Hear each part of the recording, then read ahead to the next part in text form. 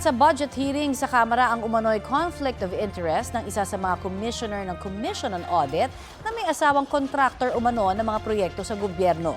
May ulat on the spot si Tina Panganiban Perez. Tina? Kung nanawagan ng ACT Teachers Party List kay Commission on Audit Commissioner Mario Lipana na magbitiw sa pwesto dahil sa posibleng conflict of interest. Sa budget hearing ng COA sa Kamara, sinabi ni ACT Teachers Representative Antonio Tino na malinaw na may paglabag sa konstitusyon si Lipana dahil may financial interest ito sa negosyo ng asawa niya na contractor.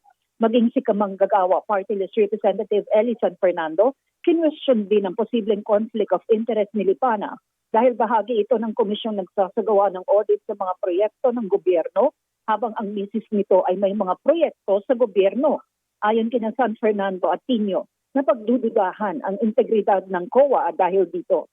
Ayon sa COA, mahigit 326 million pesos na ang naibayad sa mga proyekto ng misis ni Lipana. Ayon kay COA Chair Camalina Cordoba, sa personal niyang pananaw, may conflict of interest at posibleng paglabag sa konstitusyon si Lipana. Pero idiniin ni Cordoba na wala siyang kapangyarihang disiplinahin ang kanyang mga opisyal dahil ang COA ay isang komisyong itinalaga ng konstitusyon at sila ay impeachable officials. Ang desisyong magbitiw rin sa pwesto ay kay Lipana lamang anya. Wala si Lipana sa budget hearing ngayon dahil ayon kay Cordoba, ito ay naka-medical leave sa Singapore. Naungkat din ang ilang umano'y maanumalyang flood control project sa Bulacan na iniimbestigahan na ng Kongreso.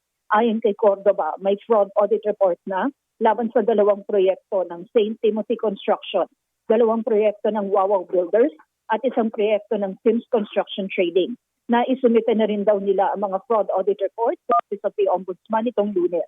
Kapag nagsimula na raw ang investigasyon ng Independent Commission, ay pwede rin daw nilang ibigay roon ang mga ulat. Connie? Maraming salamat, Tina Panganiban Perez.